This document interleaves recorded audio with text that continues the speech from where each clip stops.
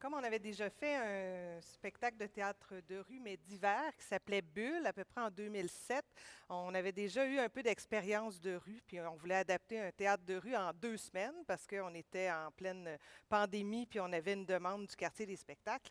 Donc, on est reparti un peu de contes qu'on avait déjà. Mais c'est surtout en rassemblant les gens avec qui j'avais déjà travaillé, Stéphane, Sharon et Marco.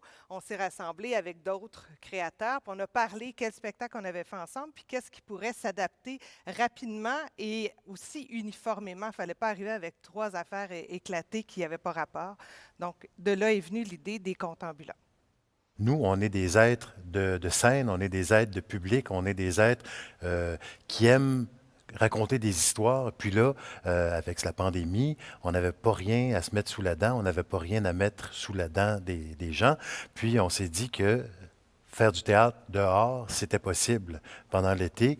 On est sorti, je connaissais pas Sharon, je connaissais à peine Marco, puis on a décidé de se mettre tous ensemble pour créer ces trois contes-là, qui existaient déjà chacun séparément, mais qu'on a remis ensemble dans la roulotte que vous voyez derrière, cette roulotte-là qui a servi pour un autre spectacle aussi, Cyrano, qu'on a déjà monté avec Hélène. Donc, c'était de vouloir offrir nos talents à vos oreilles.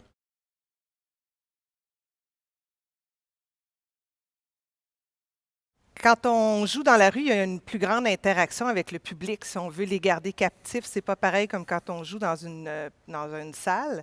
Donc, on trouvait qu'avec l'expérience comme de Baobab, où il y avait une interaction avec le public, où on avait une façon d'entrer en lien avec eux, aidait déjà.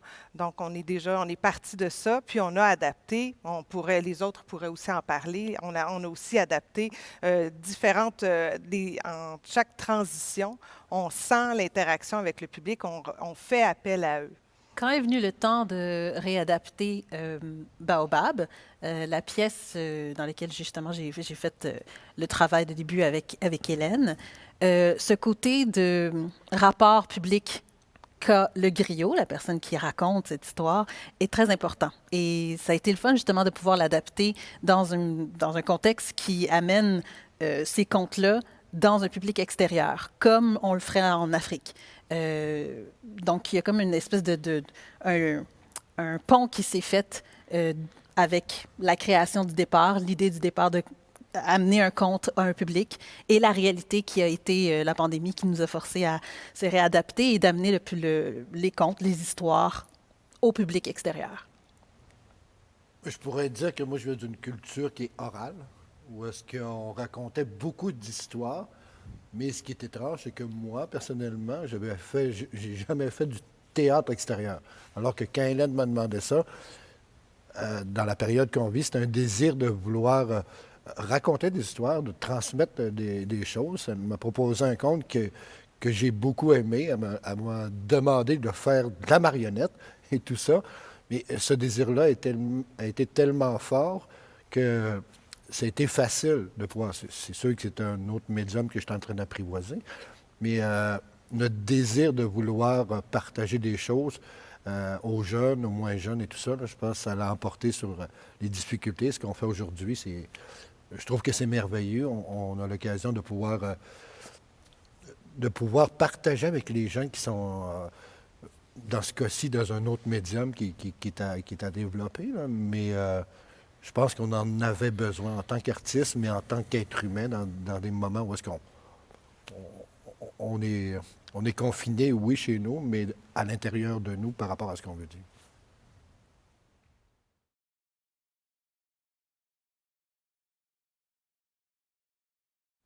Comme c'est un spectacle qu'on a créé à la base en se disant on va le faire dans la rue, c'est là qu'on l'a joué, c'est là qu'on l'a développé, c'est là qu'on a établi le lien avec le public. Après, on s'est dit, mais là, la pandémie perdure, on va bientôt peut-être réouvrir les théâtres dans quelques semaines, mois automne prochain.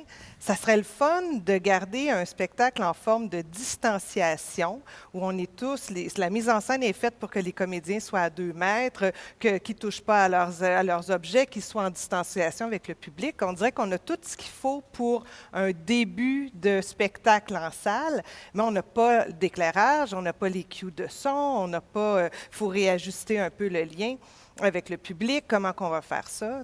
C'est sûr que ça nous semblait simple, mais là, d'avoir la chance d'avoir 3 jours pour venir le mettre en forme techniquement, on a beaucoup de travail à faire, puis ça va nous servir. Tout à l'heure, quand on est rentré dans le théâtre, puis j'ai vu le décor installé, que j'ai vu les bancs, que j'ai vu le système d'éclairage s'ouvrir comme ça, j'ai pleuré de joie.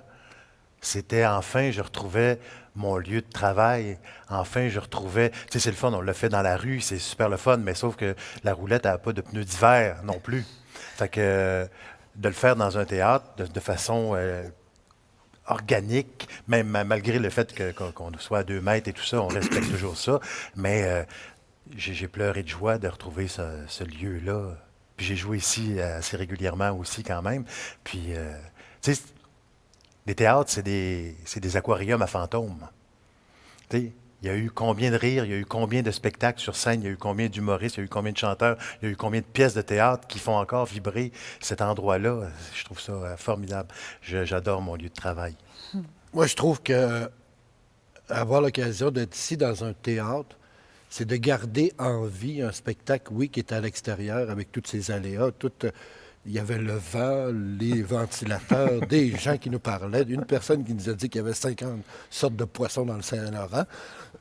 Mais de venir à l'intérieur, on dit de se réinventer, mais d'essayer de garder en vie ce médium-là dans lequel on travaille. Nous autres, comme Stéphane dit, on est heureux de pouvoir partager notre passion et de raconter des histoires. Oui, il y a 3 histoires qu'on présente, mais c'est une histoire de vie et de garder en vie un art qu'on a mis sur les tablettes depuis quelques mois. Je me trouve privilégié avec mes collègues et surtout merci à Hélène d'avoir pensé à ce projet de fou-là et tout le monde qui travaille avec nous autres, de pouvoir garder ça en vie, de pouvoir continuer à faire ce qu'on aime et de le partager à des gens que je suis sûr qui, eux aussi, ont soif de recevoir des choses. Parce que tout le monde est en arrêt. Là. Je me trouve privilégié avec tous mes amis de pouvoir faire ça.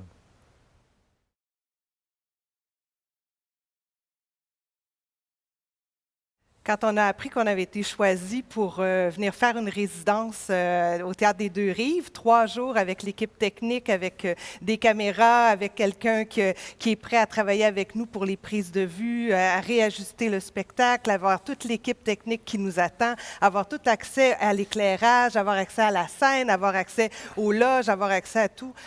On était fous de joie. Vous ne pouvez pas le savoir comment ça a fait, mais c'est incroyable. On recommence à vibrer. On a le droit d'aller faire notre travail. Puis là, on s'est mis à penser, OK, qu'est-ce qu'on fait?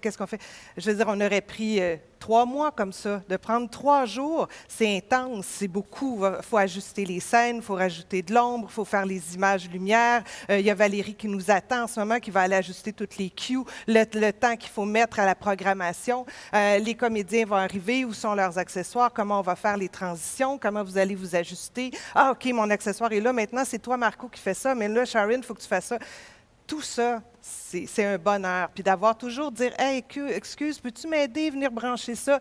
L'équipe est là, à notre service tout le temps. C'est tellement précieux. C'est des gens qui ont une connaissance, une expérience, une expertise. On arrive, puis on est comme un groupe, même si on ne se connaît pas. Tout de suite, on est dans le même milieu, puis on est prêt, puis on est là pour développer le spectacle, pour le public. Le théâtre aussi a su s'adapter à la nouvelle réalité. Tu sais, on se parle de se réinventer, mais avant, tu sais, j'en ai fait 30 ans de théâtre, puis il n'y avait pas 4 systèmes de caméra non plus là, pour capter les shows. Là, ça commence parce que faut se réinventer, il faut trouver des nouvelles façons de rentrer pas dans la tête des gens, mais dans le cœur des gens. Puis c'est pour ça que c'est le fun ici aussi d'avoir ça, en plus de cet espace formidable-là, d'avoir ce soutien technique-là, d'avoir des multicaméras robotisées avec des moteurs, puis tout. Moi, je capote, là. Je capote, parce que j'ai jamais vu ça, ces caméras-là. Bonjour, Télécino. Camério.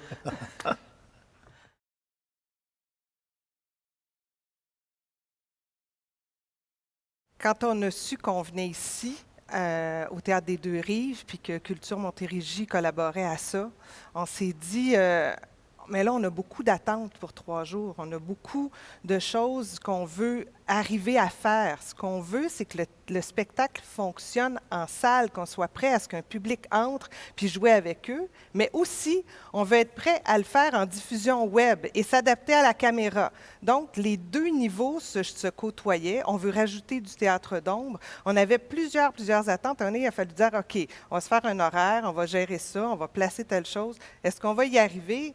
On est dedans, on est en plein dedans. On verra. Mais c'est sûr qu'en ce moment, tout le monde, j'ai autant des attentes de Valérie qui fait la régie, que j'ai des attentes de Stéphane qui a fait la musique, que les comédiens qui font il y a ça, il y a ça, il y a ça. On va faire du mieux qu'on peut dans le temps qu'on a. Moi, je suis vieux. Je suis un nouveau vieux, mais ça m'a donné la chance de, quand j'étais petit, à la télévision, au Beau Dimanche, il y avait des téléthéâtres. Puis ça, à un moment donné, ça s'est perdu dans l'espèce de faut couper à quelque part, on va couper les téléthéâtres. Mais moi, c'est ces téléthéâtres-là qui m'ont donné envie de jouer. Qu'est-ce que j'attends de ça ici? C'est de voir comment on va retourner au Beau Dimanche, comment on va être capable de remettre du théâtre dans le petit écran du monde, dans la petite boîte noire que vous allez ouvrir chez vous, que vous allez regarder, puis qui vont vous ouvrir des mondes, qui vont vous ouvrir des portes. Fait que comment est-ce que, de partir de la rue, puis de retourner dans votre ordinateur, comment ça va être pris, comment vous allez réagir? Puis c'est un inconnu parce que, normalement, on fait une blague, on entend la salle rire. Là, on va vous sentir pareil parce qu'on sait que vous allez être là, mais ça va être comment est-ce qu'on va être capable d'amener la joie dans votre petit écran que vous êtes habitué de voir vos collègues de bureau, que vous êtes habitué d'aller sur Facebook dessus. Mais là, vous allez avoir du monde en vie, live, qui vont vous raconter des histoires. Fait que j'ai bien hâte de lire vos commentaires, finalement.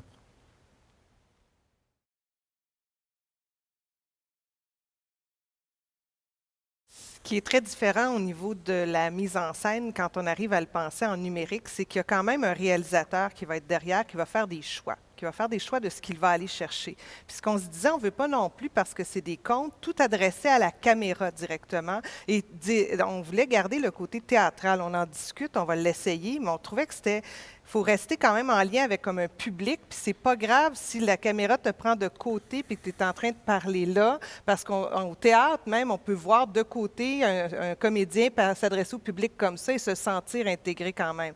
Je ne sais pas si ça va passer, mais là, c'est sûr qu'on a pris des notes, on a regardé, on a dit tel cue d'éclairage à tel moment, on va pouvoir aller chercher plus près, les marionnettes sont plus petites, on voudrait aller les chercher. Ça va permettre quand même quelque chose qu'au théâtre, nous, on n'a pas intégré j'ai pas intégré dans ma façon de faire une caméra qui est là, parce qu'il y en a plein qui l'ont fait au théâtre, ça, d'avoir une caméra sur la scène qui va aller chercher des zooms, des grands plans, puis qui travaille comme ça. Ce spectacle-là, on ne l'a jamais fait. Donc, en ce moment, il faut que les comédiens s'adaptent, le répètent, le travaillent pour justement donner un temps que la caméra vienne chercher plus proche, puis après, pas se mettre à trop jouer gros. Pas bouger sans arrêt, mais en même temps, garder le naturel de ça. Parce que c'est un montage en direct, c'est pas un montage par après.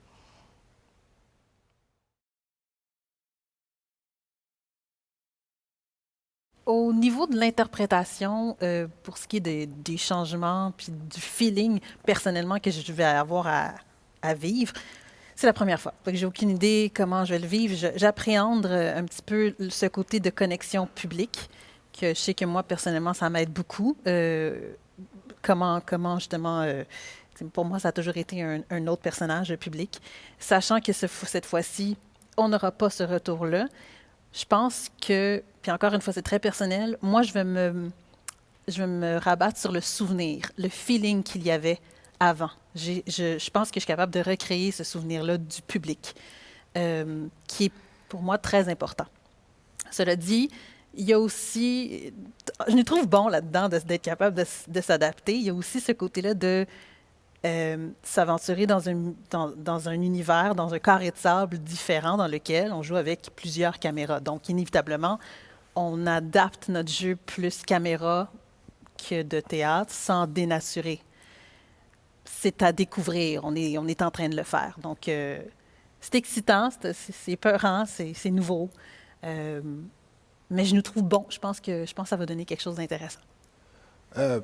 Oui, c'est un défi d'essayer de faire passer nos émotions sur scène à travers la caméra, les caméras qui vont nous prendre. Mais au-delà de ce que ça va nous amener, je trouve que ça nous démontre à nous que ce spectacle-là, même s'il vient, on l'a joué à l'extérieur dans le chaud, dans le froid, là, on le rejoue sur scène. Et je trouve que ça nous donne une plateforme de plus, que ce soit avec le médium vidéo, le médium caméra qui va être là.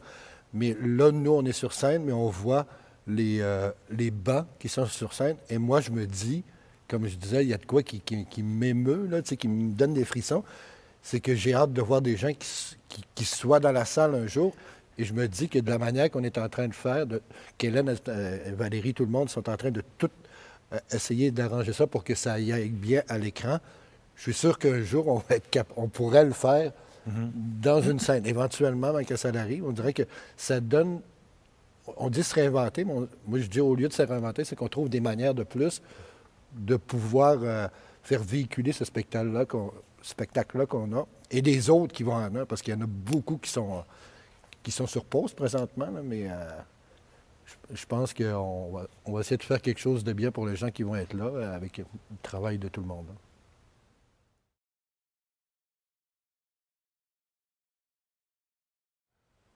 On imagine le public, puis tu sais, on a chacun assez d'expérience pour le ressentir encore. On a encore assez d'expérience pour savoir comment réagit une salle. Fait qu'on se l'invente en plus. Donc, ça rajoute une couche de... Parce que, tu sais, on est capable de dire « Salut, comment ça va? » Mais non. Tu sais, on va dire « Bonjour, comment allez-vous? » Oui, ils sont là, ils sont vivants, on leur parle. Fait que, tu sais, on a... Ici, comme je disais tout à l'heure, c'est une espèce d'aquarium à fantômes pour les jeux, mais pour ceux qui sont dans la salle aussi. Donc, on les sent.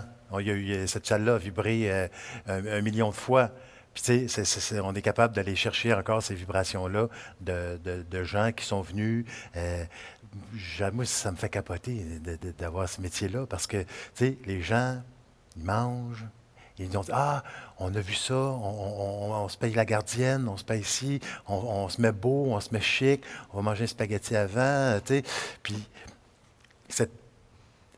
c'est du bonheur, c'est du gros bonheur. Fait que, on part avec ce bagage-là pour essayer de transmettre ça à travers les ondes, à travers les optiques, à travers les écrans. Tu sais. Fait que, c'est un beau défi. C'est un beau défi, puis de toute façon, on n'a pas le choix. T'sais. On n'a pas le choix, on est pogné avec ça. Fait qu'il faut se réinventer là-dedans avec le bonheur, de retrouver le bonheur du live quand même. C'est avec cette espèce de filtre-là, cette espèce de réseau de communication, de lampe. Puis non, mais c'est le fun de jouer. C'est le fun de jouer. Au début, quand on me parlait de faire du théâtre numérique, j'étais contre. Je trouvais ça terrible. Je ne voulais pas me mettre à faire des pseudo-vidéos. Je trouvais que le médium du théâtre n'était pas adapté.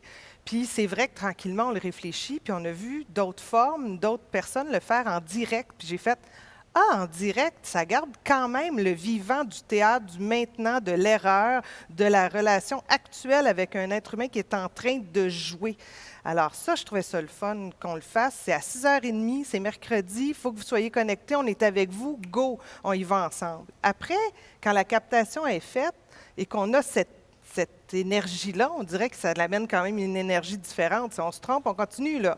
N'importe quoi qui arrive, on y va, on est au théâtre. Peut-être que cette fébrilité-là, ce rapport-là avec le public, même si c'est préenregistré puis qu'après quelqu'un voudrait l'écouter en différé, ça va rester aussi vivant. Je vais le découvrir.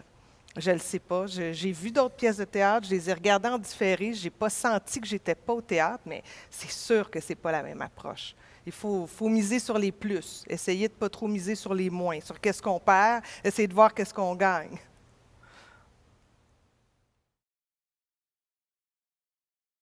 On nous demande souvent si on pense que ça va rester cette forme-là de théâtre par les arts numériques. Je crois qu'on a quand même découvert à travers cette pandémie-là une façon de se rejoindre. On ne peut pas être contre ce qui est proche. On est au Théâtre des Deux Rives, vous êtes proche, mais venez en direct. Mais peut-être que ce n'est pas inintéressant pour quelqu'un qui habite dans une région où il n'y en a pas de théâtre, qui peut se connecter puis se sentir en vibration avec une salle, l'entendre réagir la salle au lieu d'être toute seule chez eux. En ce moment, il n'y a personne qui réagit dans la salle. Mais je me dis, si la salle était pleine, puis qu'il y a quelqu'un qui est à Vancouver, francophone, qui veut l'écouter, le spectacle en français, même en Belgique, même en Afrique francophone, pourquoi il ne pourrait pas se connecter puis avoir accès à cet art-là, lui aussi? À ce niveau-là, je trouve qu'on a atteint quelque chose qui est extraordinaire, parce qu'il y a tellement de pièces de théâtre magnifiques qui ont été faites qu'on n'a jamais pu voir parce qu'ils n'ont pas pu venir. Je ne veux pas dire qu'on ne voyage plus, mais il y a quand même une façon de voyager à travers le numérique qui est magnifique. Mais, je le dis encore, je trouve avec une salle pleine. Je trouve que le mélange entre la salle pleine et peut-être quelques écrans par Zoom de gens qui ressentent ça, ça permettrait quand même d'aller rejoindre des gens qui veulent avoir accès à l'art et qui l'ont dans leur cellulaire, cette possibilité-là maintenant, parce qu'ils ne peuvent pas se déplacer jusqu'ici. Comme Hélène l'a dit, je ne vais pas répéter tout ce qu'elle a dit parce que c'est pile poil ça pour moi aussi. Je trouve ça intéressant, puis je trouve que c'est un plus, ce qu'on vient de découvrir avec l'art numérique, le théâtre numérique. Ça remplacera jamais la beauté qui est le théâtre en live, autant pour le public que pour nous, interprètes, et même pour tous ceux qui travaillent dans l'ombre. Cela dit, pourquoi s'enlever cette possibilité-là d'avoir ce plus-là? Moi, j'aimerais ça. Il y a combien de shows que j'ai pas pu voir parce qu'il n'y avait plus de billets, parce que c'était pas dans les dates que je pouvais voir. Mon Dieu, que j'aimerais ça avoir cette possibilité-là de, oui, payer, puis me connecter et du moins toucher un petit peu à qu'est-ce que c'est, cette pièce-là, avec un public live. Donc, c'est un plus pour moi. Donc, j'espère que ça va rester. Ce que ça peut amener de plus, je rejoins Hélène et Sharon. Moi, je trouve que ça peut aider des gens qui... je connais des gens qui sont proches de moi, qui sont agoraphobes, qui ne viendraient jamais dans ces endroits-là. Je connais des gens qui restent dans le Nord, que le premier théâtre est à 14 heures de skidoo. Mais donc, ça pourrait les aider à voir d'autres choses que ce qu'ils voient à chaque jour. Et de plus, je pense que pour les artistes, on sait qu'il va y avoir un goulot d'étranglement éventuellement pour toutes les compagnies de théâtre et tout ça. Et je pense que ça peut donner une chance à des compagnies de pouvoir se présenter via les numériques parce que les théâtres vont être remplis à un moment donné, ça va réouvrir. Je pense que ça peut permettre à des compagnies de pouvoir exporter ou partager leur art via ce nouveau médium-là. Je pense, why not? Pourquoi pas? Alors, je suis d'accord avec ce que disait Hélène, je suis d'accord avec ce que disait Sharon, je suis d'accord avec ce que disait Marco, mais j'aimerais rajouter que ça peut devenir aussi une espèce d'archive incroyable, parce que les théâtres, on a joué combien de pièces, puis jamais on a reçu, on n'a pas pu se voir jamais, alors que là, ça peut devenir une espèce de banque de pièces, tu sais, d'aller chercher sur Internet et me demander, ah, j'ai envie de voir Marco jouer dans Les Contes. C'était en quelle année déjà? Il jouait avec qui? Ah, ouais, lui, il est mort. Mais tu sais, ça peut devenir une espèce de banque d'archives de spectacles formidables aussi, qui n'existait pas avant la pandémie. Donc, pour ça, ça peut être vraiment le fun de se créer une espèce de lieu central. Tu sais, ça pourrait être la BANQ qui pourrait avoir ça, tous ces recueils-là de pièces qu'on pourrait aller consulter.